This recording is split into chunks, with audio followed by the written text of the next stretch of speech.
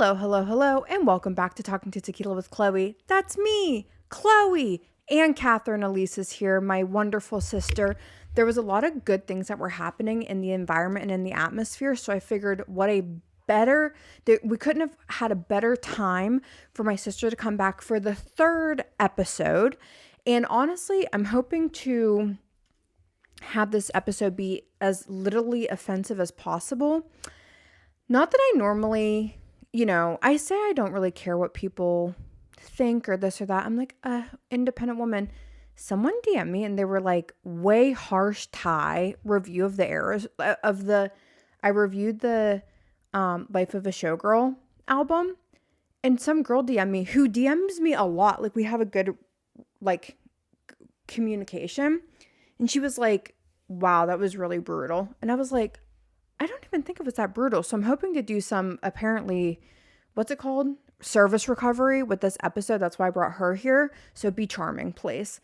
Welcome to the show, Katherine. Hello. Hello. And Katherine has her mic fixed so that we can see her mouth this episode, which is fabulous. Now, today's rundown, we have a lot. The Lord's blessed us today. Hallelujah, with some really good stories. We're going to do a little catch up with Katherine. I want to talk about our worst high school insults and just really release some of that, negativity that might have been bestowed upon us whenever we were younger. A little tequila time, Taylor Swift's announcement. Have you heard Taylor Swift's announcement? No. Oh, good. So I'll break the news to you. Marc Maron's final episode of WTF with Marc Maron and his guest Barack Obama. And then the King Kylie Jenner announcement that also came. It's been a busy, busy week for all these fall people, fall girlies and guys.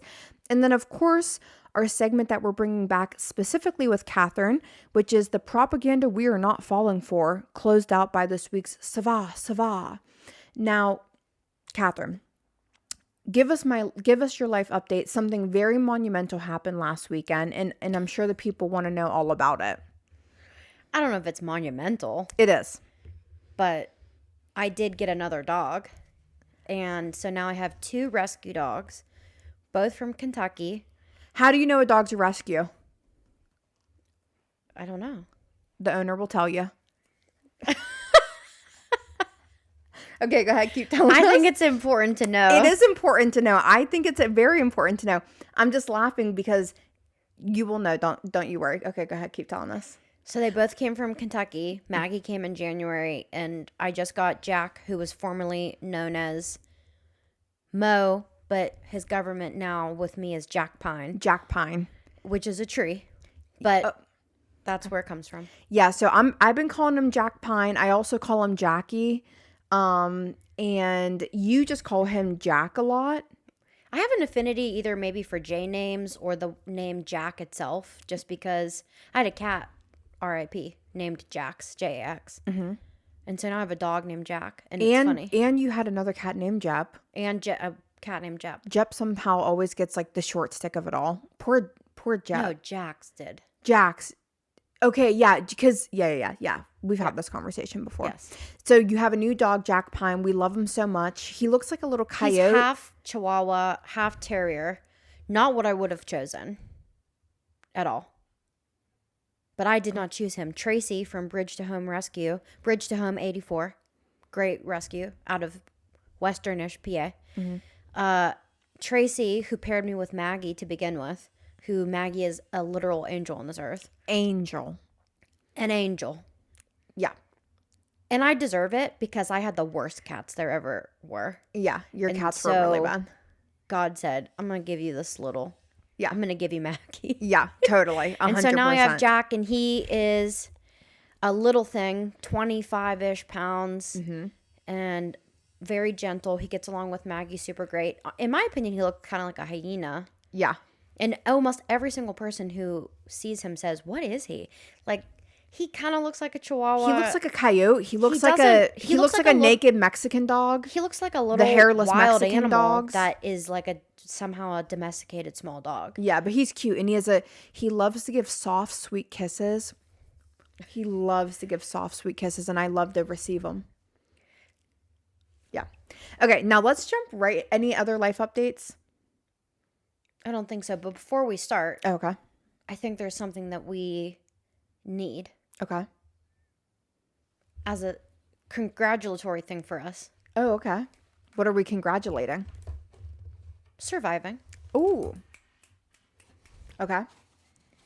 So I stopped on my way here. We are surviving. Show the camera. Did you write that on there yourself? I did. We are surviving donuts. Oh, I love them. Where'd you get those from? Giant Eagle. Oh, perfect. You want to get a bite right now? I think we should. Okay. Which This one? also says yikes, and this is a squiggly, worried face. Oh, okay. Which one are you going to eat? These are chocolate covered donuts, glazed donuts. I don't know. Which one do you want to eat? We're breaking the cardinal. I'm going to do the surviving one. Okay. We're breaking the cardinal rule of eating on a podcast, but I think we can all know by now, 2025, the rules don't exist. They don't. Surviving. Okay, let's cheers it. Yikes. Okay.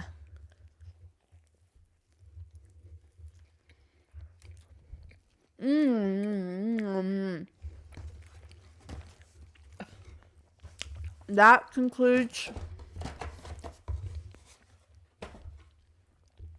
the mukbang of the podcast. We didn't think this through. As you can tell, we're amateur podcasters. Although I will say, I was awarded with a 10,000. Psychotic. I was awarded with a 10,000 download badge. So my podcast has been downloaded 10,000. I need that 10,000 times. And we're also sipping a drink.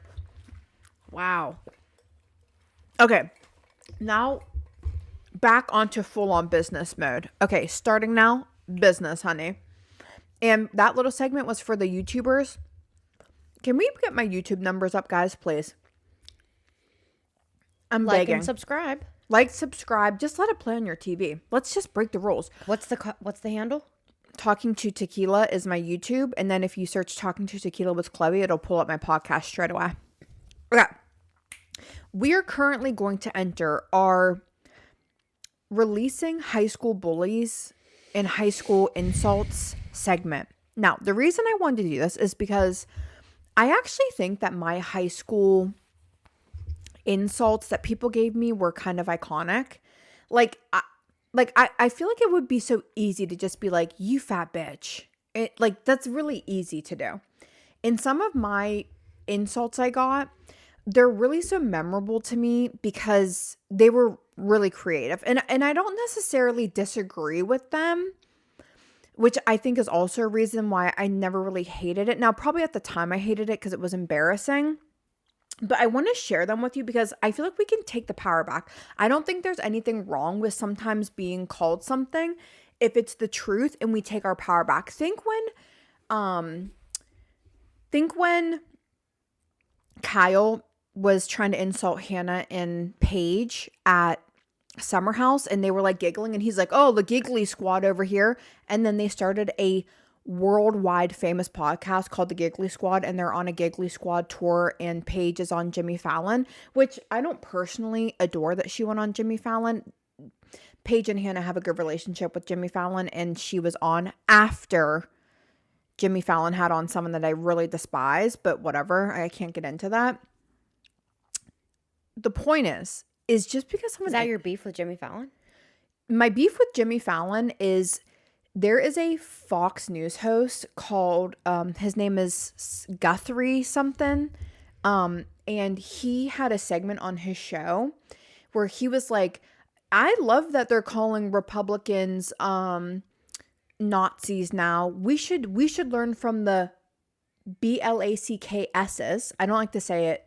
You can say black people. I don't like to say what he says because it's derogatory.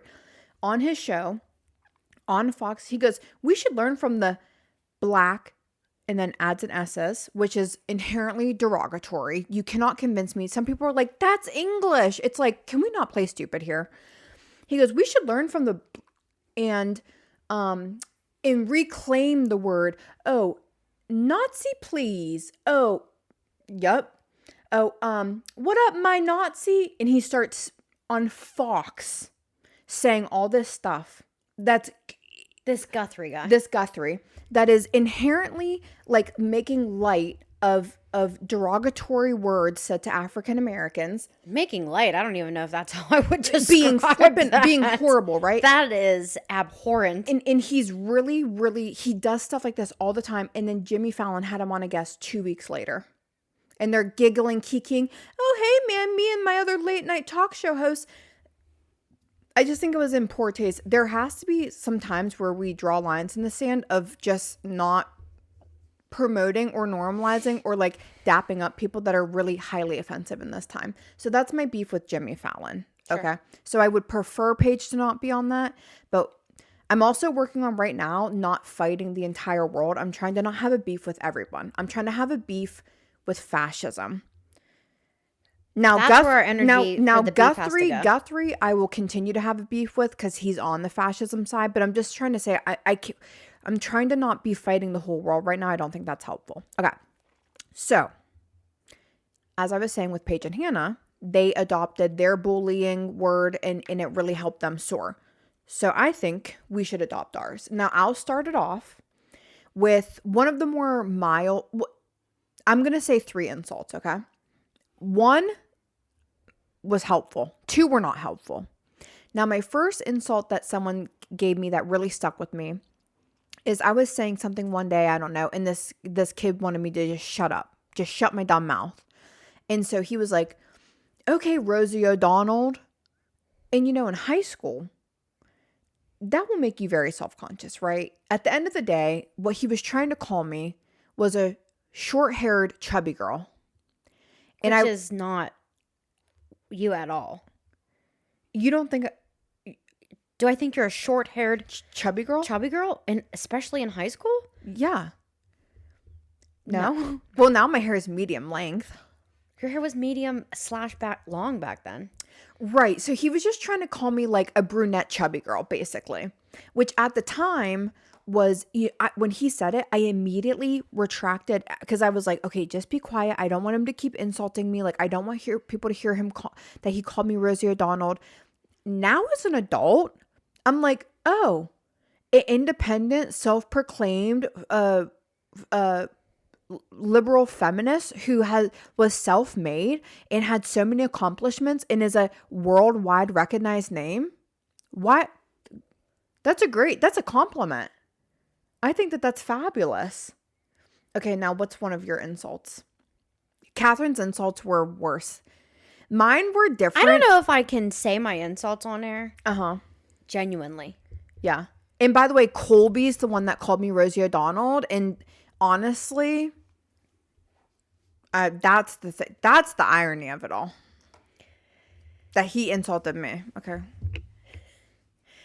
I'm going to leave it at that. I genuinely can't say my insults on air. I just can't. Well, is there anything you're willing to say? There has to be one. Did anyone call you a big bottom bitch or something? Stop rubbing your foot. We can't do that the whole episode. I just needed to shift my leg. Okay. No, I really can't. There is nothing I can say on air. But what I can say is, did I take my power back after it? Yes. How'd you take your power back? Gaining self-worth. I thought you were going to say gaining weight. I did gain weight. From high school. Definitely from high school. I saw an old diary that said, oh my God. We'll talk about my own insult to myself. Okay. I found a diary years ago, but I still remember it, that said, oh my God, I can't believe you're 136 pounds. That's so disgusting. Ew. And Is then my tongue blue? Kind of. And then so. And then you were 236 pounds. Yeah. Yes. Oh. And so, yeah, I would say what happened in high school and the way I was bullied and the few things that kind of like fed into the bullying, but still was not justified, and I did not deserve anything that was said to me. No. I had to reconcile in my 30s, and it took a while. It was a whole big soup pot of many things, mean things, which I forgive her. Me? But Chloe did come home and say a few things to me as well that were being said. We were in like, I called you that? We were in the hangout, and I specifically remember it. Like, I was yelling at you? You said it like you're a little, like, connivey kind of way. Oh. You said you're a blank, Well, just like everyone says you are. Well, here's the thing. In high school, we weren't were friends. we were not close and we were not friends. I was a little bit of a, like, I don't know if loner is the right word, but you and Kaya got along more than me. Like, I was like not You were the middle child.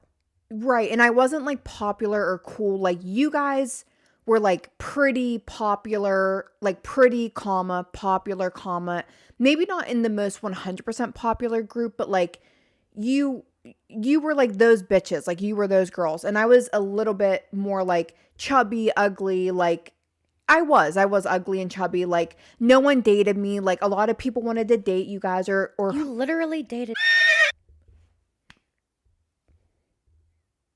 I did not, and I'm bleeping that.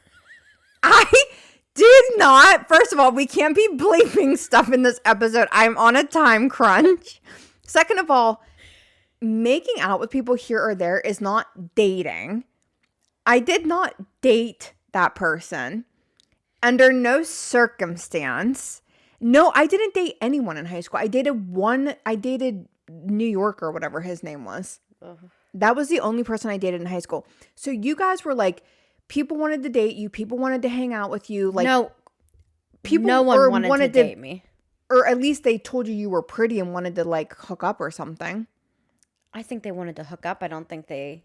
I think But there's no one. I was I invisible. think there's a common misconception between someone wanting to hook up with you and someone having any value for you whatsoever. Right. But as a high schooler, you can see I was invisible.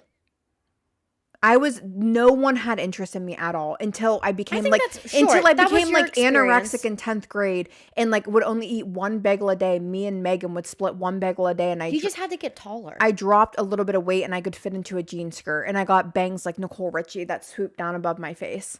And then like a few people thought I was cute. That's the same path I took. I wish I had my 8th grade picture here right now to show the world. You were always with my okay. Wait, do you want to know something really eyeshadow. crazy? Do you want to know something really crazy? When we were in elementary school, this is a confession that you probably don't know. When we were in elementary school and we were living in Ohio with our mom for a little bit, I was like really, really chubby. Honestly, obese. I was obese really bad, and Catherine was like cuter and thinner, and she had her hair in a ponytail all the time. Not by much. But decently.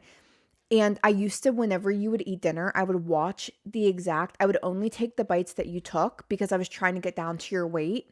So I would watch what you ate at dinner. And like, if you took a bite, then I took a bite. And if you took a bite, then I took a bite. And then if you stopped, I stopped. Because I was like, well, whatever she's eating is working.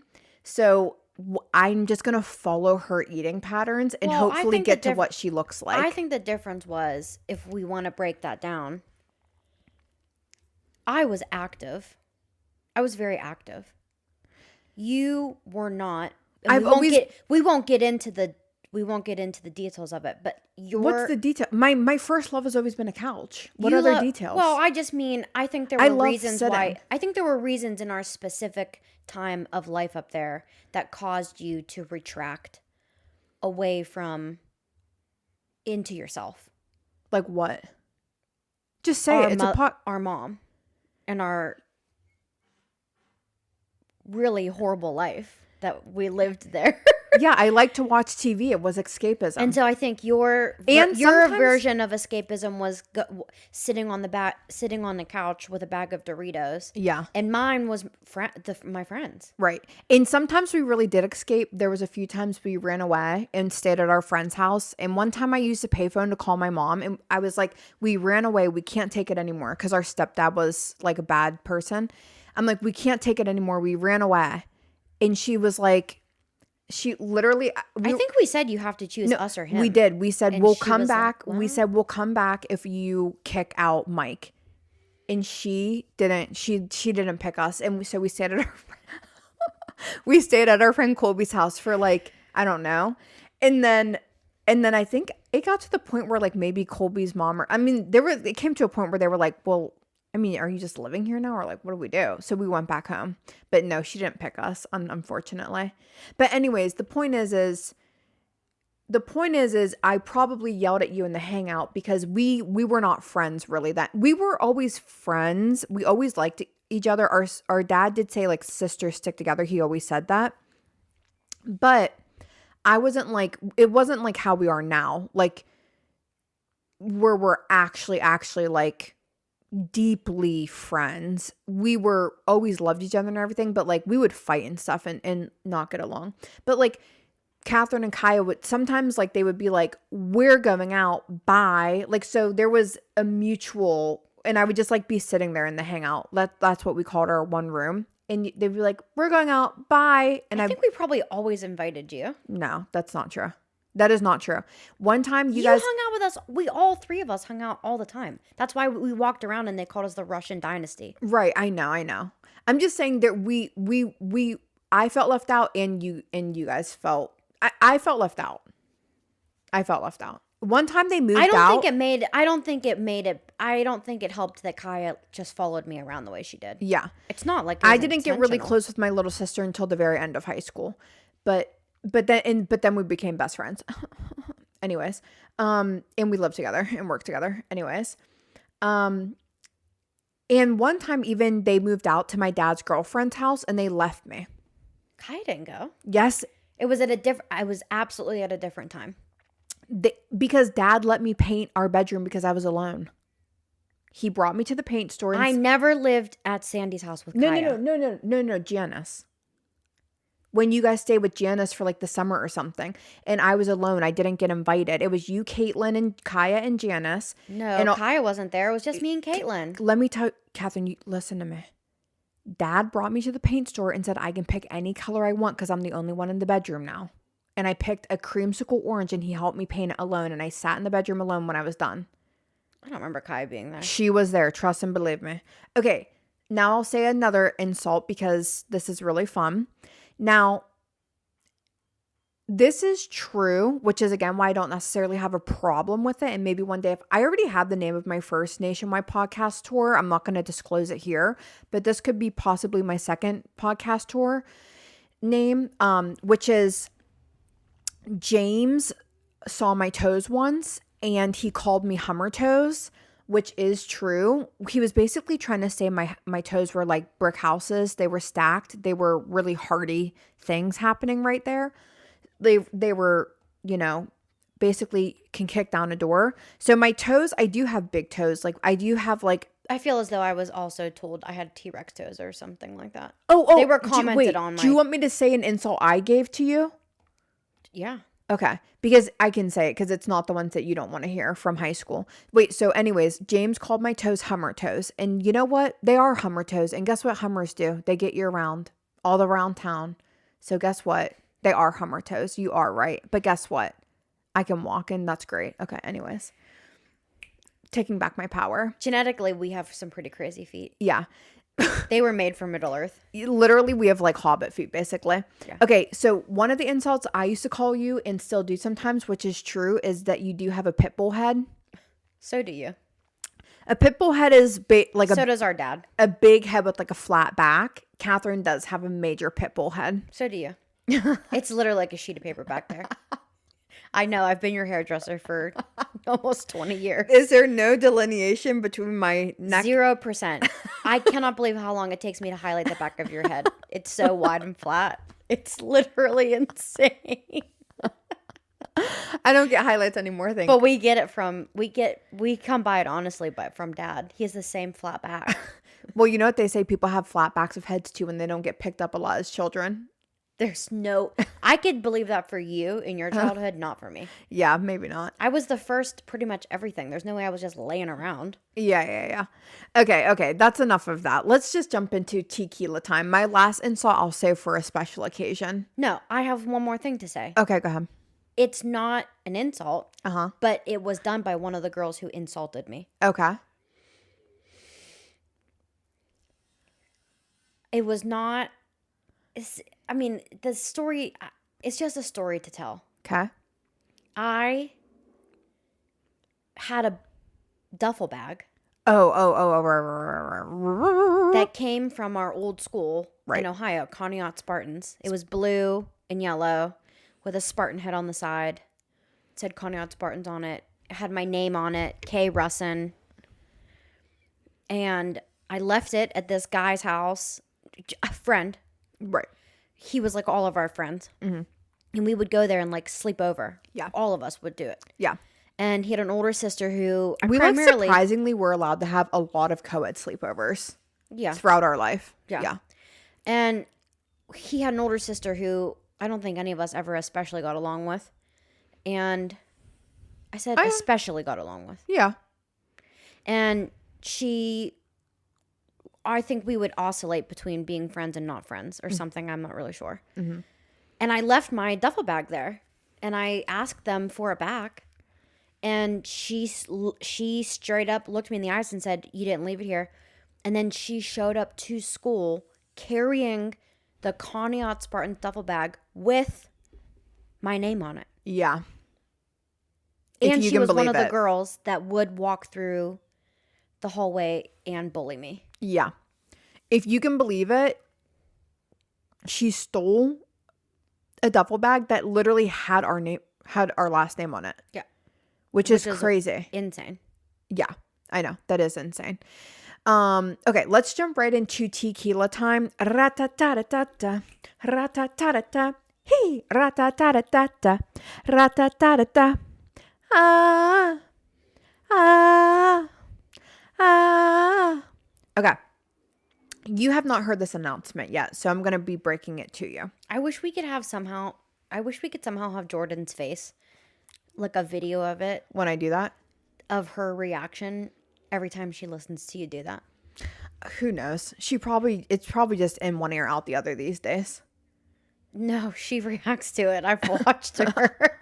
Well, okay, great. If Jordan wants to do a video of my face watching when I do that intro, we can post the video I took of her brushing her teeth, which is fucking crazy. She deep throats a literal toothbrush insanely. I feel like there was a lot of anger behind that. Oh, I'll show you the video. She brushes her teeth crazily. Violently. I probably brush my teeth the same exact way. Violently. I had a recent ex that commented on it. Wow. And as I would brush my tongue, she'd say, Tina's here. What does that mean? Tina the take back girl? Yeah, we'll say that. Okay. All right.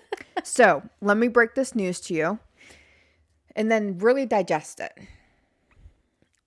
Taylor Swift announces on Good Morning America, I believe, a behind-the-scenes docuseries, Taylor Swift: The Eras Tour, the final show. It is a 6-part docuseries premiering December 12th with the first 2 episodes, followed by 2 episodes each week after that. So it will be a total of 3 weeks, 2 episodes each week.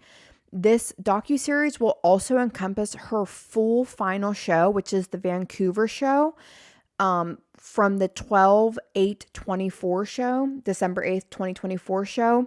And it will also include the full set of the Tortured Poets department because Taylor Swift did already have an Eras Tour show that she released, but it was the full concert and it had not yet been when the Tortured Poets department was part of the society set. Yes. So I'm going to let you know what? Give your initial thoughts. I have thoughts. My thoughts are this. I love Taylor Swift, but that seems pointless. Interesting. Okay. That is very interesting. How many times can we watch the Eras show? Interesting. Because she said she wants this to be the closing of the chapter of this all. I feel as though the closing of the chapter was the end of the tour. Okay. Interesting. Now She has a whole new thing out. Right. That is true. This is where I'm coming from. Because, okay, first, this is where I'm coming from. I am trying and I am succeeding. Actually, I can feel my mind shifting. I really do not want to fight everyone and everything. I don't want to fight every celebrity, every corporation, I am really truly focusing my shift on focusing on fascism and the active characters in the pursuit of fascism. Active characters. I'm talking about his cabinet. I'm talking about the heads of departments. If Joe Rogan is starting to flip the script on ICE, if Theo Vaughn is starting to flip the script on Homeland Security, right? All these companies, if Disney and Disney Plus and ABC recanted their taking, oh wait, I was saying Jimmy Kimmel that whole time. Yeah. I meant Jimmy. No, you were saying Was Jimmy I Fallon. saying Jimmy Fallon? Okay, Jimmy Fallon is the one that had Guthrie on his show. If ABC buckled after the boycott and put Jimmy Kimmel back on air, like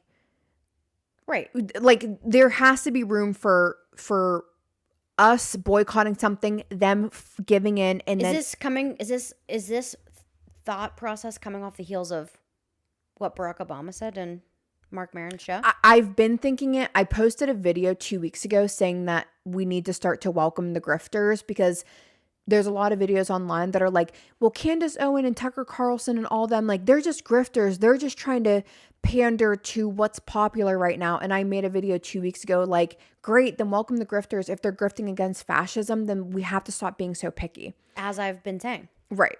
So that's been my stance. I truly am trying to take that approach to things. So when I say this about Taylor Swift, I'm not trying to pick on her. I swear to God. And I'm not trying to be hypercritical. I swear to God. And I really don't want to take every single thing someone does and relate it back to politics. I am shifting away from that. I will say, though, she promotes most of her stuff the exact same way throughout history. It's like her signature. It's like the multiple release albums. Like, all that is very in character for her. It seems a little wild that nothing about this new album or about the way she promotes things has been switched up with the current political climate. And everyone has free will. If she wants to release 15 different album versions and have people have to buy 15 different things and all that, that is her prerogative. It does seem a little tone deaf and a little, what's the word I'm looking for? Like, inflation, all this like financial fallout, like tariffs, it just seems like really selfish. I don't know if that's the right word. It's kind of shocking to me that this album rollout has just followed the same cadence of like, money is readily available to everyone. No one is struggling right now. We're not. Are there things that are people? Is this something that people have to buy? Well, if you don't have a Disney Plus subscription, you have to sign on to it. You have to get it for it. I mean, she could release it. Well, I think what it comes down to is most people think that everyone has every streaming service now, because most people do. Yeah, but do you know how many people canceled their Hulus and Disney Pluses whenever the Jimmy? I'm sure they got him back after they put him back on there. I haven't redeemed mine yet, and I was right in the middle of watching *Handmaid's Tale*. I love TV and I love movies. I'm literally in the middle of watching *Handmaid's Tale* and I canceled my Hulu and my Disney. Well, I only had Hulu. So yeah, you're right. I mean, this isn't maybe any financial implication.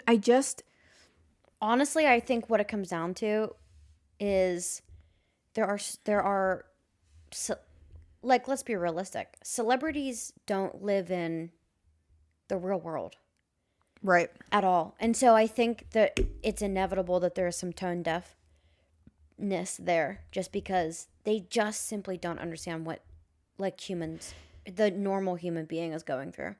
And so I just don't think they think about it.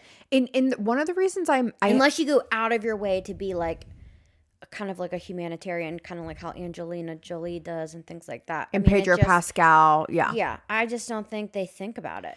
Now, here's the thing. With this, I really, truly do. I feel,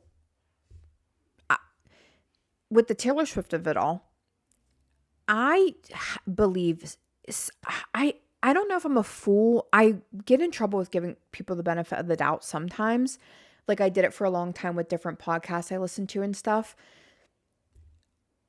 I cannot believe she was so devoutly and vocally feminist for so long. And now all of a sudden she's just like flipped, like MAGA adjacent type of vibe that people online are saying. It really is hard for me Flipped? What do you mean? People are saying Taylor Swift's MAGA. No, she's not. But I guess a lot of the people's criticism is like, how can you be saying nothing right now? Because I don't necessarily think it is every celebrity's job to speak politically on things. And she has said stuff in opposition to him. Correct. And that's normally what I say. And that's normally what I say. She absolutely has very vocally, very directly she endorsed said stuff. Kamala. She endorsed very Kamala. directly said stuff in opposition of him. I think Taylor Swift is in a position where it's like a lose-lose for her because she's put herself at such a high bar that everyone is so hyper-focused on and like obsessed with.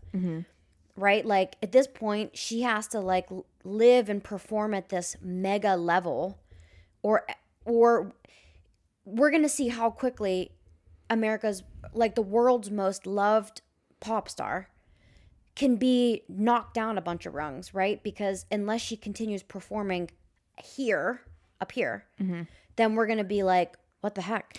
I mean, she's set herself up for failure, unfortunately. And I don't think, no matter what, she goes to a game and no one says anything. And the TV channel itself focuses on her and the whole world, half the men and women erupt and say like she's ruining the NFL. Right. I mean, the NFL's ruining the NFL. It has nothing to do with Taylor Swift. Right. So I think she said her piece. I think it would be redundant for her to continue over and over and over again. And like the thing is like people say, and we also have to be gentle with people, like you were saying. Everyone can't. I feel strongly about things. You feel strongly about things. Everyone feels strong about things one way or another. Right. But what I have learned in the last 5 years through therapy, through self-reflection, through God, through everything, you cannot be hyper-focused on what you think and believe in 24 hours a day. Your head will explode. Right. Now, here's the other two things I want to say quickly. A lot of people say that she's like that now because of Travis Kelce, because like he is like MAGA and like, or MAGA adjacent, and like he has like is that a bug? Stink bug. It's fine. Okay.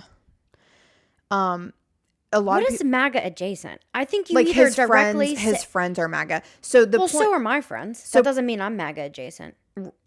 Right. But the point is people say that about him and they're like, he's switched her. But then this is why it's so hard these days. Cause it's like, he is one of the only people that supported Colin Kaepernick when he took a knee during, the NFL. So it's like the internet has all given us the entitlement of thinking that we have the ability to criticize everyone all the time on every single thing and make they do. like really declarative statements. Yes. You don't know these people. Right. None of us know Travis Kelce. None of us know Taylor Swift. We only see what the world puts on for us. Right. Everyone can't be taking a political stance every minute of every day all the time. And just because you have friends who support things differently than you or have a different belief system doesn't mean you do. Right. I'm the best example of that. Right. Now, I will say a good example is with people are saying like a good juxtaposition, I think maybe is the word to say or something. Cardi B went on her social media the other day and basically was like, wow, someone in my life is looking for an apartment right now. And I was like trying to help them, something along those lines. And she's like, I am so sorry that I got on here the other week and asked you guys to buy my new album. Like it's okay. Oh, okay. It's fine. Okay. I really hate bugs. she was like, I am really sorry I got on here and asked you guys to buy my album. Like, I didn't realize how much rent was. I didn't realize the cost of living right now. Like, I was looking at how much it costs to even turn on just electricity. Like, I feel like such an asshole for getting on here. And like $20 is a lot these days. And like, I Right, feel but like such a piece of shit. So people are putting it in juxtaposition where you don't necessarily have to say anything political, but there could be like some semblance of acknowledgement that like, this is like the most divisive time in a lot of like millennial and downs life. Like this is, I mean, this is like unprecedented. So people are just saying, you don't necessarily have to say anything like political if you have said it and you feel like you said your piece and you don't want to keep being redundant. But there could be like 1% of like, hey, in this fourth album release, all the proceeds are going to this or kids with this. You know what I mean? Like you could make some sort of like. Well, in defense of Taylor Swift, though, she's done a ton of that. No, I know that, but I'm saying I'm actually very for, in this day and age, vocalizing your generosity, because the world is so full of outward evilness and outward selfishness. If you're wealthy, I don't know if you should do it all. Like, I think right now with how the world is going, it is so normal to see hate and being selfish and being cruel at the forefront that if you're doing the opposite of that, you should say, I just volunteered here. I just went here. I'm going to do this campaign here, because it is so outwardly bad right now that we have to match it with outwardly good. That is what I think right now. Like, I would love to see if Kim Kardashian donates $50 million a year to domestic violence people. I would love to hear about it. Maybe I wouldn't think she's so evil. Like, that would be amazing to hear that. It's like discarded, like, well, wealth whispers. We don't want to show off what we've been doing. Show it off right now. I think that would be awesome. You mean in like the bigger, you mean like wealthy people? I think even on a lower scale, even like people everyone. like, yeah. Like I should talk about what I do every weekend? Yeah. Catherine volunteers at Light of Life Soup Kitchen every weekend, every Saturday. Absolutely. Because then it makes people think and go, yeah, I think people should talk about what they're doing right now if it's good. Because it's a lot of bad right now. Well, maybe. Well, yeah. Okay. I mean, that's a different way to look at it. And it's a way that I probably wouldn't have. I've always kept those things more on the secret side. Right. Just because you don't want to sound braggadocious. Yeah. So I've kept I mean, I go out of my way often. Right. To help people. For other people. Yeah. That's why I'm glad I don't have kids and things like that, because it would take away my ability to do that and help for others. Now, I will say, if you're saying like, I wouldn't disclose that you personally helped one person, right? Because you don't want to be like that. Yeah. But yeah, I think so. So let's bring it back to Taylor Swift. Let's bring it back to volunteering in your own hometown. Volunteering in your own hometown, absolutely. Where does change start? In the mirror and outside of your own front door. Exactly. So now, with all that being said, will I be watching this docuseries? No. I'm going to watch it. Oh. Because I guess I just don't think I care about it. I love Taylor Swift, but I don't know if I already watched the Eras Tour. I don't know if I want to rewatch it. The Eras Tour to me was it was magical. The Eras Tour to me was a time. It was truly magical. When hope was still existing. It was... Oh, because it was days before. It was days before the election. I thought Kamala was going to be our president. We were on a girls' trip. I did not think she didn't. On the whole ride home, she thought Trump was going to win. And I was like, there's no way. It was a time where you could curl your hair and you could play your music. And it was total hope. And it was at a time when... November last year and October this year are violently different. Violently different. Violently different. But I want to... In every aspect of all of our lives. I want to watch it because I am having a shifted perception of... I shouldn't say shifted perception. My perception of Taylor is shifting, where I'm getting a little turned off by just the drop after drop after drop after like I really do want to watch this and see if the old glimmers of her that made me like her are glimmering in this docuseries. I want to see I want to see what do I think it's going to be overtly political? No. But I'm interested to see what it because there's also going to be a lot of commentary on it and I don't want to just see clips on the internet. There's already a lot of conversation about her and I want to see it in full. I want to see it in full. Then I'll have a hosting party in my house with my big TV. Okay, perfect. That somehow feels unnecessary tangent. Somehow feels so gigantic. Your TV? Yes. Even though this is the biggest living room I've ever had. That's funny. That I never had any intention of buying. My ex-wife wanted me to buy it. I think as like I feel like she moved wait, you know what I think it was? What? I feel like she went and bought this couch. Hold on. She went and picked up the couch that I bought from Facebook Marketplace with her dad's truck. And then I think how we ended up with this TV was she wanted like a thank you for going and picking up the couch that I bought with my money. And she was like, well, won't you buy me? Like, I think she said, will you buy me or buy us? You should buy us this TV or as like a thank you for, it was something along those lines. See, that's how you knew it was good that you got divorced because that was not a partnership. No. That's like today I said to... But I was tricked. Yeah, you were because tricked. In the beginning, she talked a good game on partnership. And then I gave a lot of excuses for a lot of things. So here's the prize. Don't give excuses. Don't give excuses. As my therapist said to me, well, why does everyone else in your life get excuses except for you? And I was like, I don't know. And she was like, yeah, that's like not how that works. Yeah.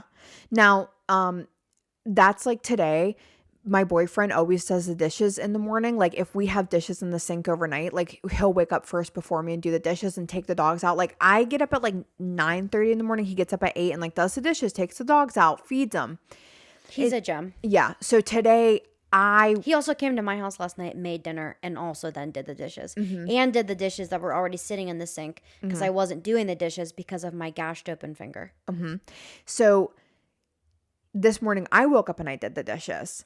And we were in the car today and I said it. He said specifically, sit down, Kat, and let us take care of you. Yeah. Which I didn't fully do, but I did a little bit. Yeah. So today I did the dishes in the morning and I said it on purpose because I knew he would be like, I was like, we were in the car and I was like, you're welcome for doing the dishes this morning, by the way. You're like the man. And you're like the man in the relationship. But I did it on purpose. And he was like, you owe me 1,000 thank yous then because he does them every morning. That's like the one time. Remember Mark Bieber from Bahama Breeze? Yeah. I said to him once because I knew it was going to make him really mad. I did it on purpose because I used to be a prep cook in the Bahama Breeze's kitchen for a little bit. And on Tuesdays, we would get truck deliveries. And that was like the worst day because 1,000 trucks would get unloaded. And we all had to like do an assembly line and like bring the boxes from the truck to the cooler. And then we had to unpack it all. It was a lot. I was the only girl in the kitchen. I was the only prep cook in the kitchen. And so Mark was like, the truck is here. And Mark was like my age kind of, and we got along well. But he was a very, like quiet, kind of stoic guy, but fun. And we got along really well. So he's like, the truck's here to unload. And I was like, well, I'm not going to unload it. And he's like, why? I'm like, I'm a girl. And he's like, well, what does that have to do with anything? I'm like, I want to do less work and get paid the same. That's my right as a feminist. He was like, what? I was like, I'm just joking. I'm going to come help you. He's like, no, if you want to get paid the same, you got to do the same work. I'm like, I know, Mark. But I said it on purpose because I knew I was like, feminism is giving us equal. I was like, feminism is letting us do less still, but make the same money as you. And he was like, what? And I was like, I'm just joking. It's not. That is not feminism. I know. I just said it on purpose to make him freak out for a second. That statement you just made is men of a certain color White. Can we not beat around the bush here? Oh, I don't know what you're allowed to say or not say. You can say, because, God, we don't want people to speculate. I mean, historically, which is why DEI was created in the first place. Preach it. Because all the jobs were going to white men Yep. and not more qualified candidates. And so still statistically, I wish I knew what the exact number was. But like, I mean, the discrepancy is still large. Yeah. Between what white men get paid and men in general over women in the workforce. Yeah. It's still wildly just... Right. You want to know something really funny? This is a real life example of that. When I started travel nursing, and nursing is a predominantly female field. When I started travel nursing, I was working with this guy named Jesse, who I had been a nurse in my field for 7 years at that time, 6 or 7 years. Jesse had been a nurse in the field for 1 or 2 years. And I had been a nurse for however long, 8 years or something, and he had been a nurse for like 4 years or something. So in every single aspect of our qualifications, I was a nurse longer than him by several years, and I was an IV team nurse longer than him for several years. And we started at the traveling together at the same hospital. It was both our first travel contract, and we started in the same month. Well, one day we were talking money, and he was getting paid like $80 more an hour than me. Do you think it's because he asked for it? Well, he did say that he had negotiated it, but I also think I think it's a necessity to bring up that point. I think men negotiate it more, especially white men, probably negotiate things more for their own benefit. Yeah. If like truly. I don't necessarily know if it's like, I think sometimes it's a whole like, well, are you going to ask for it? Yeah.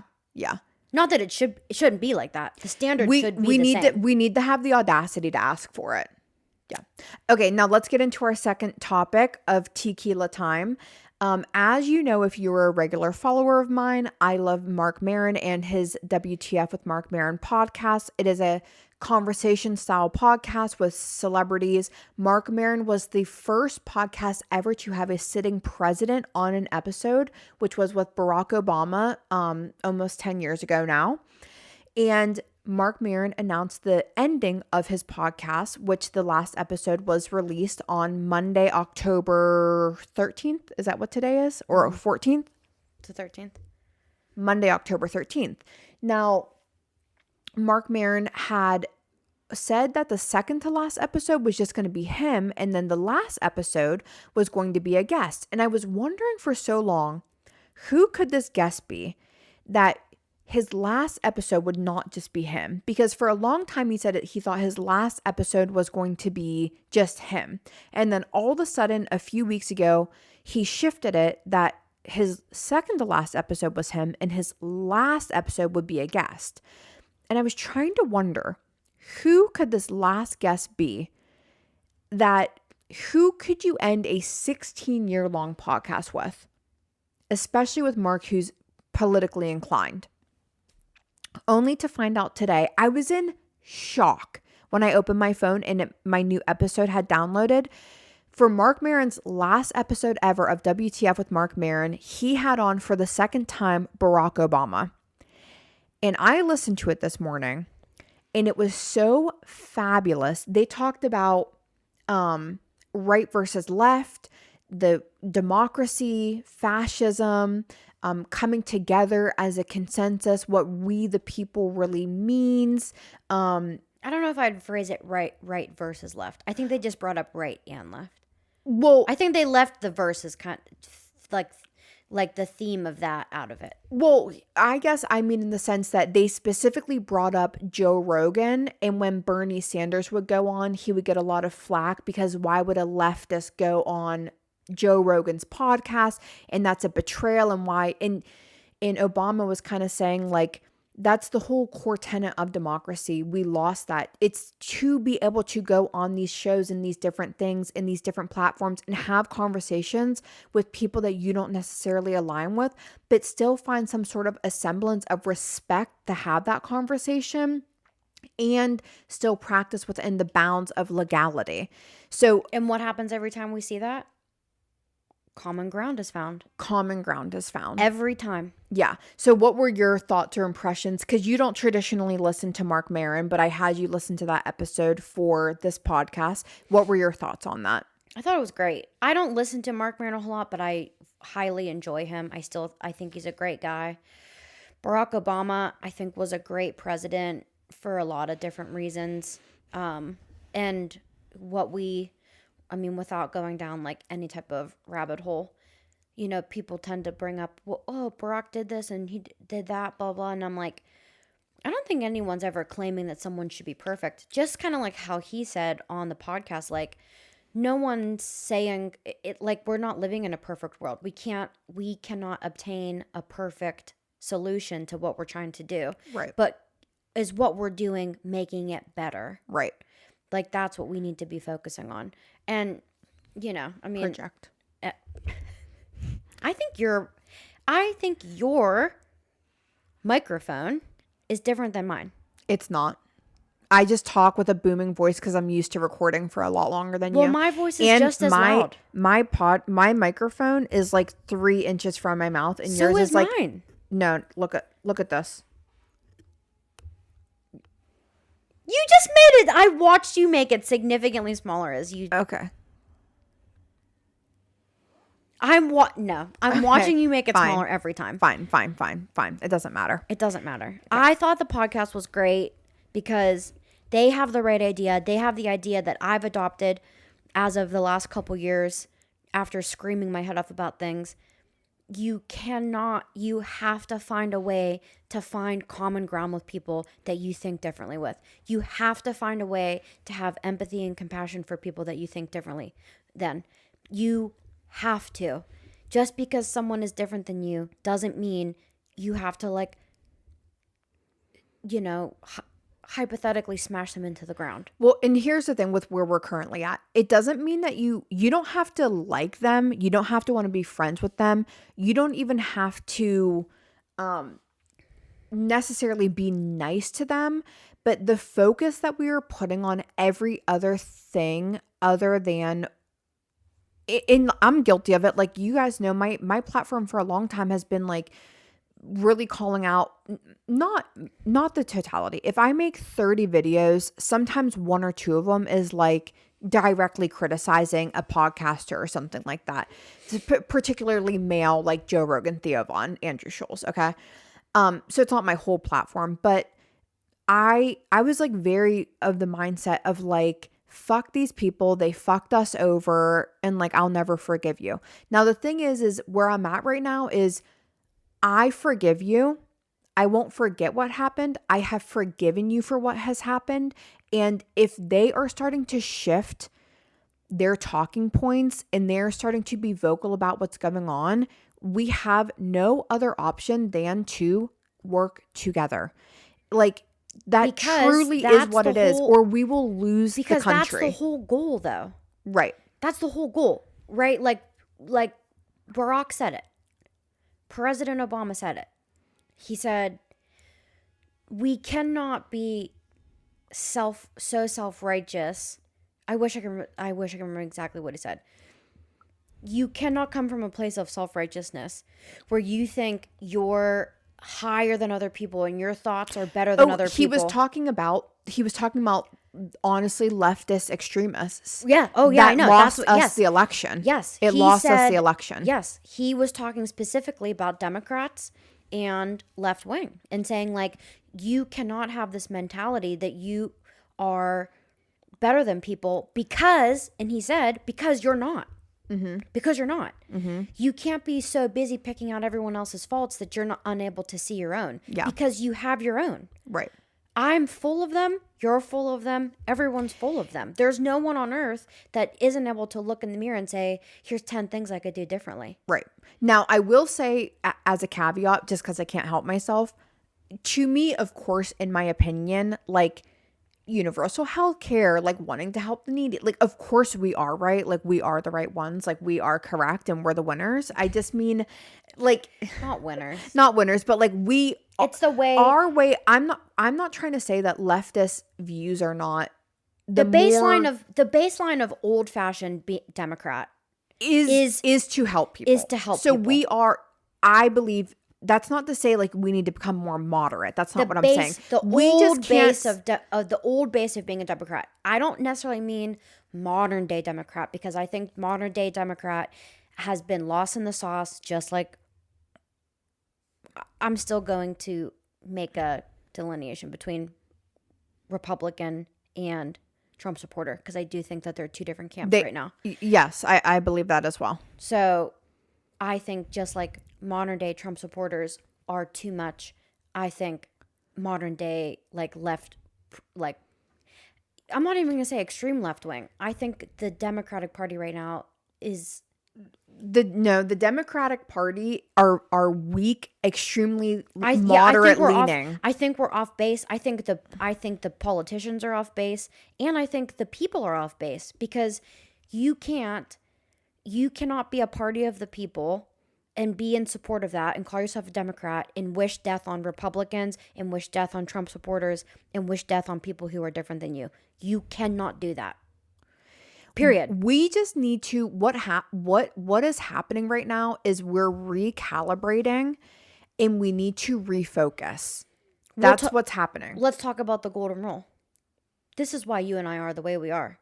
I used to think it was inherent, but you're wrong. But it's not. I know I 100% thought it was inherent because people know right from wrong. Mm-hmm. But it turns out Ricky Russ did us a lot of favors as far as developing us into adults and telling us. What's the golden rule? Treat others the way you want to be treated. Right.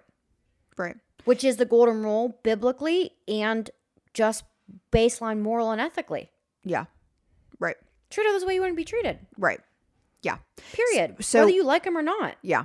Yeah. So I thought that the episode was perfect. I actually made a TikTok where I actually made a call out to Joe Rogan and Theo Vaughn and Call Her Daddy. A lot of these podcasts that either don't touch on anything at all or once promoted something or once endorsed people but are now seeing the light. Like, I think everyone should listen to this podcast episode. I think it is important for the left and the right to listen to this episode, because at the end of the day, to me, what the core of the message was we the people, the not 1%, like the people that don't want fascism to be at the forefront. Like, we have to come together and start working together. What's funny is though, even if you put down on paper what fascism is and what it looks like, I guarantee you, I don't know if one Trump supporter would really be in support of it.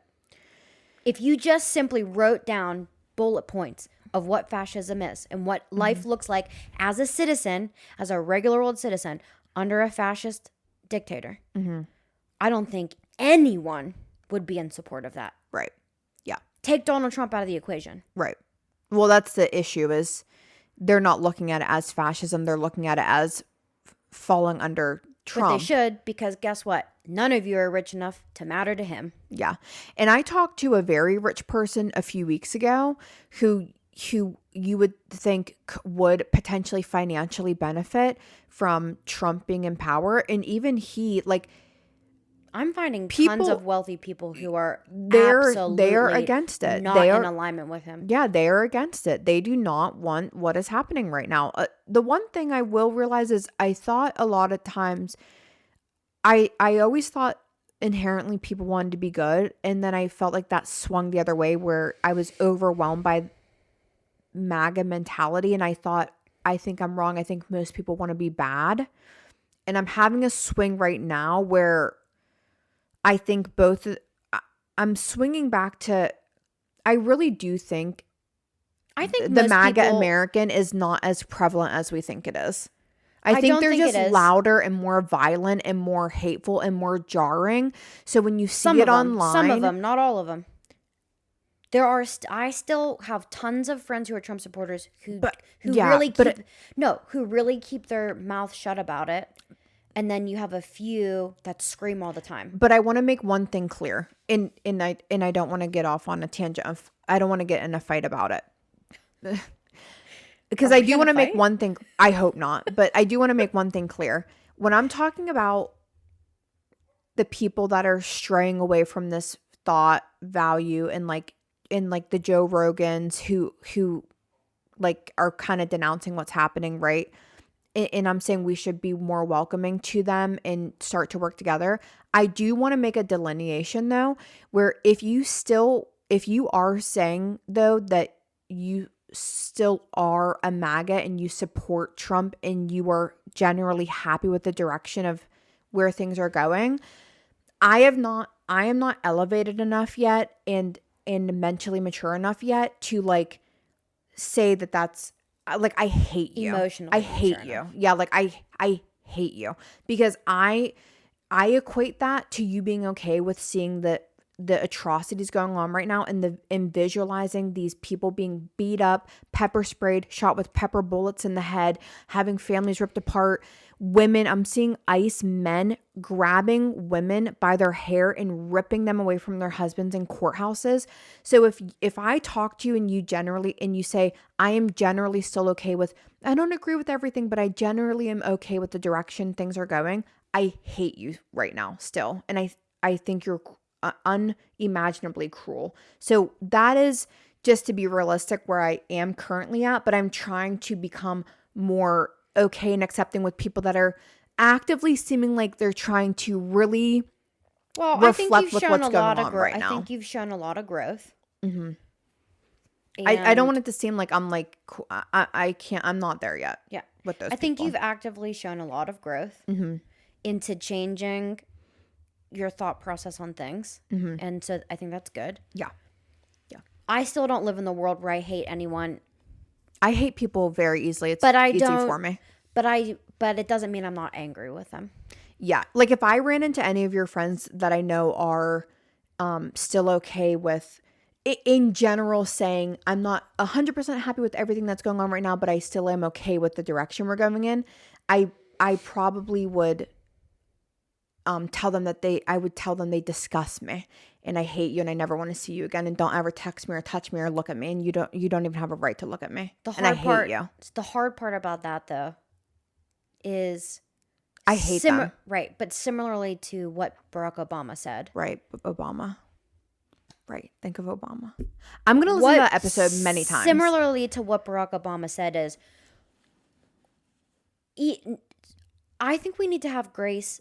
And I don't mean like grace, like, I don't know how the right way to say it, but like, here's the bottom line. Mm-hmm. We are not going to get anywhere. We will not move forward. Right. If we keep up with the hate, it doesn't matter what the foundation of it is, where it comes from, how justified we feel it is or not. Right. Because at the end of the day, you and me and those two Trump supporters over there are still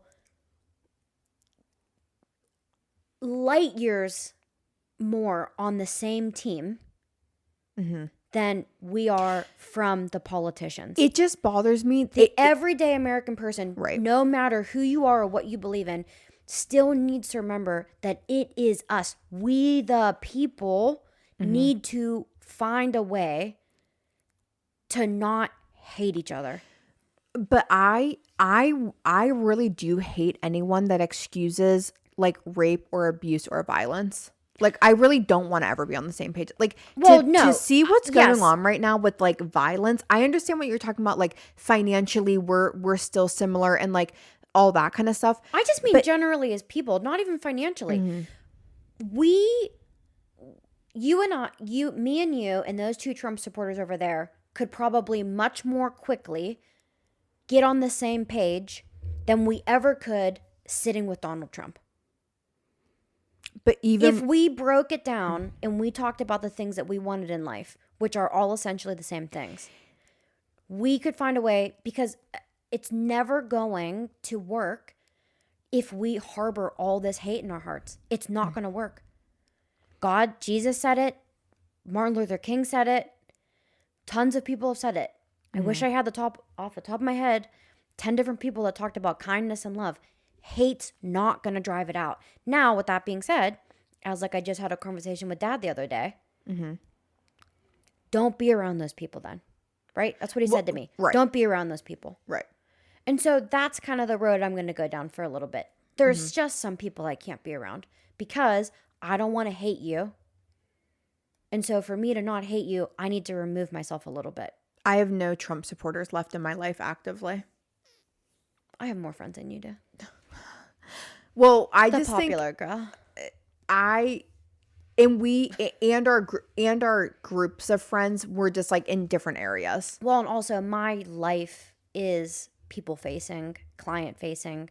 Yours is different. You're dealing with like kids. You're dealing with patients. Well, and by the I way, have tons of people in my life. yeah. I have to maintain a certain level of professionalism at work in the sense that like I work for a corporation. Like you can't talk politics. Like you can't, those conversations in patient rooms and stuff, that's not happening. It's not it's not. Well, you can't because I'm self-employed and you're not self-employed. Right. And like we you're have a hair salon. So you can sit and. Well, some people think that I shouldn't talk about it. And I also am trying to shift how I talk about it there too, because again, I don't want to be off-putting. Right. And so every single day I'm trying to rephrase and reassess and reevaluate how I say things and how I think about things. Right. I cannot let my emotions get the best of me, which still happens. It still happens from time to time. Right. Okay, let's hit the next to last story, or the last story. Kylie Jenner reveals in a Snapchat Hard left. kind of Kylie Jenner hard right. You just laughed. I made a funny joke.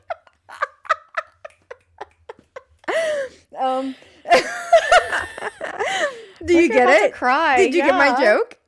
Yeah. Okay. So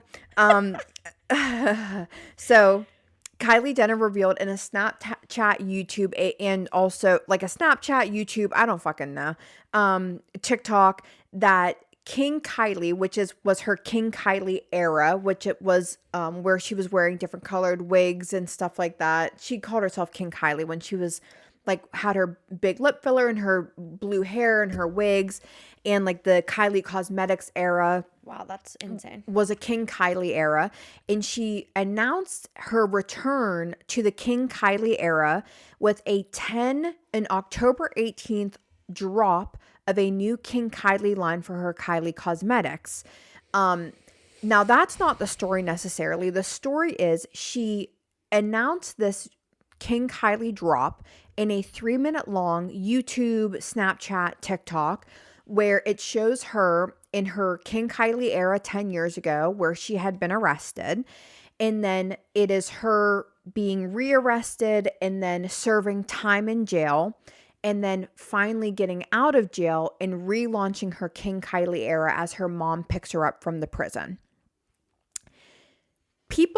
When I told Katherine that she was going to be on my podcast yesterday, I asked her if she could be on my podcast. I said, it's going to be a fun podcast. It's escapism. We're not going to talk politics at all. Unfortunately, since then, Taylor Swift announced her Good Morning America that the Eras Tour, and that's not inherently political, but anytime you talk about Taylor Swift for me now, you have to bring up this. Marc Maron had on Barack Obama to literally talk about fascism. And then Kylie Jenner, as the country is being ripped away from each other, due process is no longer active in our community, and people are being ripped apart from each other and incarcerated without due process in the most politically divisive time where there's an abuse of power from ICE, there's an abuse of power from different police departments. She launched a video of her getting arrested for being a bad bitch. Quote unquote. She's arrested for being the baddest bitch, a bad bitch, has to serve time, and then is released back into society in a cunty little leather outfit with her mom picking her up to relaunch her King Kylie era cosmetics. So unfortunately, And again, also, they had her being arrested with her handcuffs in the front. And I would like to say that is not how that goes. no. They don't handcuff you in the front. The story is, it is a wildly tone deaf advertisement in a time where people are being picked up off the streets for simply the color of their skin, arrested first, asked questions later, incarcerated without a phone call, released if you're lucky. They just found an American citizen, a young man who is autistic, who has been missing from his family for several days.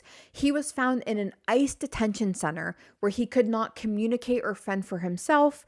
He was arrested under the suspicion of being illegal, only to find out that he was an American citizen who was autistic, who was not able to communicate for himself, and has now been reunited with his family. All of that is happening as Kylie is arrested for being the baddest bitch. Thoughts? Well, my thoughts would probably be the exact same no matter what year it was, what day or time it was. I liked the Kardashians for really one reason and one reason only. They were pretty. That's why. I mean, truthfully. Okay. Kim Kardashian, I thought was pretty. I don't think I realized all of her body was fake for a long time. It was like a body that I wish I had had. Mm-hmm. You know what I mean? Same with Kourtney. Chloe was less appealing to me, but she has certainly become. She feels as though I feel as though Chloe doesn't fit into the family. She's not. She seems like someone completely from left field. Mm-hmm. Maybe she does have a different dad, and that's why she's so different. She seems inherently nicer and better and more empathetic than everyone else in the family, and so they got famous for the reasons they got famous. Mm-hmm. That's capitalism. It doesn't really matter how or why. Mm-hmm. Kylie seems unhinged to me. And she always has. I think that's the product of growing up with the older siblings that she had and the mom that she had. I would be willing to bet that there's not much of her that has any mental any mental stability, really. Like I don't think her development. I don't think she's her own person. Mm-hmm. She's probably almost like a little baby that just grew up into an adult body and is being completely manipulated all the time. And there's little bits and pieces of her that feel as though she's breaking out to be her own person, which is probably what she thinks King Kylie is. In her delusional world, she probably thinks King Kylie is more of an authentic version of herself. Do you want to know what's funny?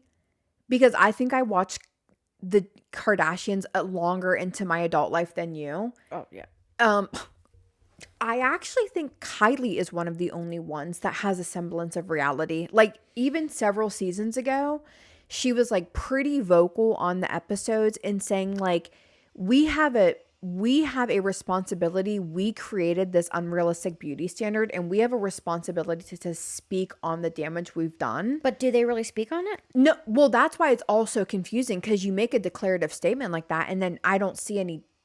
And then, I mean, she did go. Because she would be inherently going against, she would be backpedaling and just completely dissolving what she's built everything on. The thing is she did go out publicly and say, she dissolved her fillers and Here's what I would like to say about dissolving fillers, though. Okay. Uh-huh. When people say they've dissolved their fillers, it's not all gone. Their face looks the exact same to me. Right. But I will say that's like saying, they're saying, people go and take a stand like this. Well, I've dissolved my fillers. Like they just went and fed 400 million people in a third world country. Right. But what I'm trying to say is she had some semblance of saying, we never for a long time confirmed we had these things. Like, yes, I have filler. Yes, this isn't real. Then she dissolved it. Then like people said, like, I wish I had a body like yours. She responded to a comment. We all saw those lips on Keeping Up with Kardashians. Right. Those are not her lips that she's living with. Well, no. She dissolved it and then she refilled it. Yeah, I mean, Right. she's not. Right. But I'm saying, It's like a weird Twilight Zone altruistic viewpoint to sit there and say, "Well, I've dissolved my fillers and blah Right. blah." We saw what she looked like. right. She divulged her breast implants and what her size is and all that. So all I'm saying That's is, what I'm saying, though. She was so young to do all that. right.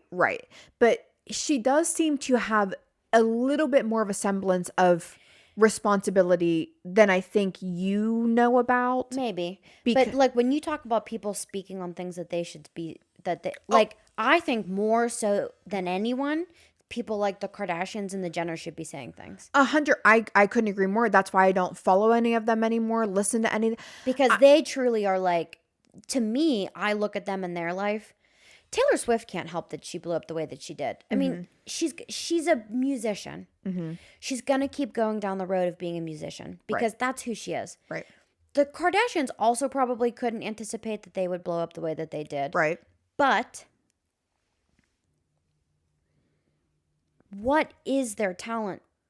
Oh, For real. I don't want to get into that conversation because I have a different viewpoint on that. Well, My so viewpoint in on that theory, is they have a talent.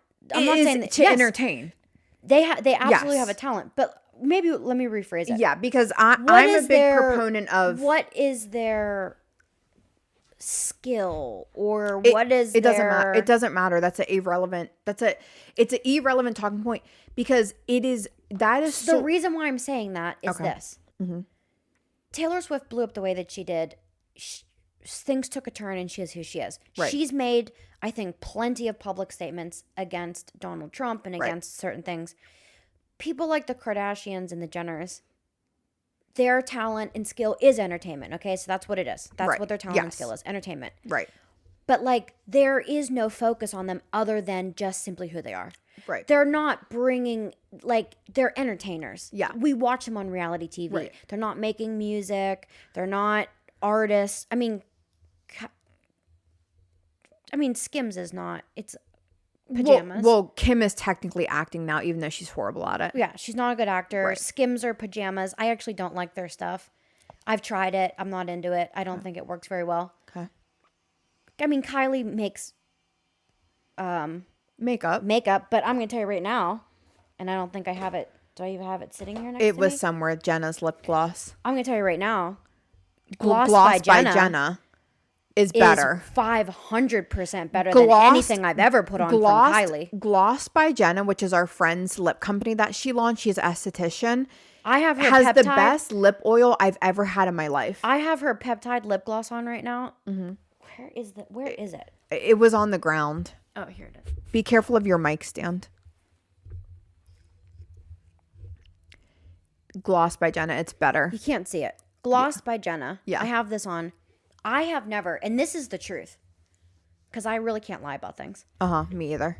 Obviously. I have never in my life put something on my lips that didn't eventually make them feel gross or like tacky or like gritty or like sometimes the skin comes off. Yeah, or like the skin kind of comes off a little. Like never in my life. And I don't want to say I'm surprised by it. Well, because I don't want to. I'm surprised because it's not a $10 million back company. Right. I'm surprised in a sense because it's my best friend from high school. Yeah. Who created this lip line. Not out of the clear blue. She's an esthetician. Right. So it's not out of the clear blue. Right. That is, I can't necessarily speak for all of the things that she has because I only have the peptide ones. But like, I am blown away by it. Now, and so cutting Gloss by Jenna, you should buy it. And it's very affordable. This is $18. Affordable for a single person with no children. I don't know what everyone else's finances are. Right. But going back to what I'm saying, they're not actors. They're not any of those things. They, to me, have more of a responsibility and more of a platform, being that their entire basis of who they are is communication. Is communication and entertainment. Yeah. And so if they really felt strongly about certain things like they said they do, well, that's why then they should have a voice about it. Those are the people that I'm like, here's the thing. I don't think they care. I don't think they care because, again, they're the 1%. Yes, they're the 1%. And so no matter where we go in this country, they're going to be untouchable. Right. Now, I will say, in terms of the advertisement, in this current day and age, yes, I would have found it clever or cute or well made. In this current climate, it's one of the most dumb, horrific, horrible advertisements you could have ever made. I do believe all these big companies But they're out of touch. They keep getting in trouble. They need to have, just like in World War Z with Brad Pitt, where they were able, where Jerusalem was able to know that the zombies were coming before everyone else, and they built a wall to keep the zombies out because they intercepted a message that heard the word zombies. And Brad Pitt asked, how did you know that, like, you hear one word zombie in an intercepted call and all of a sudden you like build a wall? That makes no sense. And the guy in Jerusalem said that after World War II, their group of people, there's always one person that is supposed to play devil's advocate. So if everyone comes to the same consensus, there has to be one person that is insistent that the opposite would happen, or insistent where they have to pick something to criticize or critique. All of these billionaires, all of these companies, every company that is like really trying to make it in this world, they need to have a designated devil's advocate employee where they all don't just blow smoke up each other's ass. There has to be someone that looks at what you do. They don't want that. No, that but would they never happen. But they would get in a lot less trouble if Kylie. But they want to be surrounded by yes men. But they also don't want to get canceled, and they don't want to get into these public. But are spats. they? But none of them get canceled. Yeah, that's true. Yeah, you're right. They're not going to get canceled. So it was a shocking commercial to see, but I mean, hey, everything's the big picture. I got into a big fight on Facebook about. Did you see any of that? No, you told me about it. Yeah. Yeah. And everyone's like, it's just a halftime show, and I'm like, well, it's not just a halftime show, right. but it's speaking for a big community of people right and now. And also, it's like it's a bigger picture. Right. You can't. It's the bigger picture. Sitting here and saying, having a supposed Christian organization say we're going to give you an English speaking halftime show so that you don't have to subject yourself to 10 minutes of Spanish speaking people. Given what's happening right now with ICE, given the fact that the Supreme Court ruled, which someone said to me on Facebook, where the F are you getting your information from? They're not arresting people for the color of their skin and their accents. And I said, 100% yes, they are. The Supreme Court said they could. And then I posted the article. Here you go. This is what's happening. Here's the exact layout of it. It's not about... I know we keep going off on tangents, but yeah. I think we should say it. What? I think we should say it. Okay. I think I should say it. Like... Okay, just be really... No. Okay. I'm saying... You said be really quick? No, really think about it. Are you? Oh, yeah, no, it's not bad. I'm saying I think it's important to say. Okay. Like, there were people who... A lot of people's opinions on it were like, it's just a halftime show. But it's not. There's literally tons of people being smashed into the ground, literally, not figuratively, by modern-day Gestapo. Yeah. And being given emergency... funding and rulings towards literally racial profiling. Yeah. By the United States Supreme Court. Right. So it's not just a halftime show. Right. We just keep showing Hispanic people over and over and over again that you're not welcome. But also, let's remember, these are Puerto Ricans, which for the last 127 years have been a part of the United States. So it doesn't matter that they speak Spanish. They're still United States citizens. Mm-hmm. And so there's this massive population that is only speaking Spanish. And we cannot live in a world where we excuse where we gloss over and we excuse, it's just it's an innocent thing. Right. It's not an innocent thing. Right. Maybe 10 years ago, someone could do this and I could say, okay, or maybe. It wouldn't have happened 10 years ago. Right. That's right. Or maybe after Janet Jackson and Justin Timberlake were a part of the scandal. Right. And he ripped her thing off, right? Yeah. Maybe that the year after that, we're like, we need something that's family friendly. Right. Like following the heels of something like that. Right. But where was the protest when Adam Levine was humping the air? Right. I mean, there's Nowhere. a lot of things that like don't, you know what I mean? Like no one cares. And And also, I think people should know this in case they don't know. People then said, wouldn't you be upset if you went to or how would you think other countries would act if you went and did something in another language there? As if it's justified that, like it's some crazy thing that we have Spanish-speaking people on a live television broadcast. When, I mean, a ton of people, legal people in this country speak Spanish. right. Have you guys ever been? I don't mean you guys. I'm meaning it more towards other people. Have you ever been to another country? One time. Yeah. So I've been to a lot of other countries. I mean, I've traveled literally the world. Do you know what happens when you go to another country and you don't speak their language? It's multi-language. They speak to you in English. Right, but that's not what I'm saying. Oh, okay. What I'm saying is that's not the point I'm making. Oh, okay. When you go to another country and you don't speak their language, with the exception of maybe some of the French Canadian people who are a little bit fussy if you don't speak French, they go out of their way to be accommodating to almost any American tourist, United States tourist, even though we are notoriously rude people and self-centered. And that is our entire, and everyone thinks that way about us in the whole world for the most part. Also, I know because I've gone to other places and they say, oh, you're American. And you go like this, yeah. And they're like, no, it's okay. We feel, almost exclusively they say this, we feel bad for you. That they've said it around the world. They go out of their, the whole point is this, they go out of their way to be accommodating to English-speaking people who do not speak their native language in their country that they're traveling to and being kind of a nuisance in. Yeah.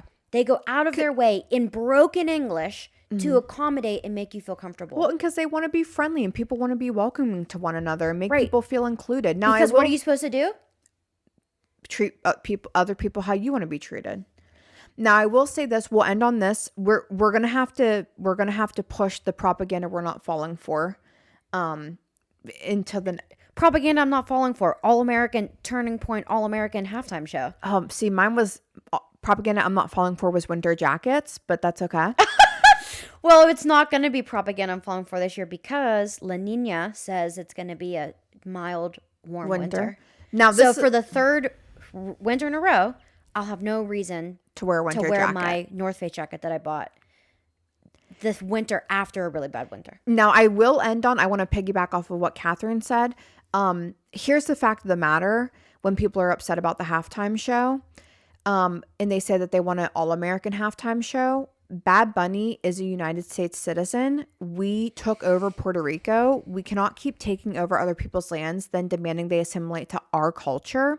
We took over Puerto Rico. It is now a U.S. territory. He is an American citizen, and he is the most streamed artist on Spotify. So at the end of the day, if you want an all-American halftime show performance, do you want to know why for the NFL picked for him? them bagging the highest streaming Spotify artist of all time to perform is as American as you can get. Right. He's a U.S. citizen. That's why with he was the picked. highest streaming platform.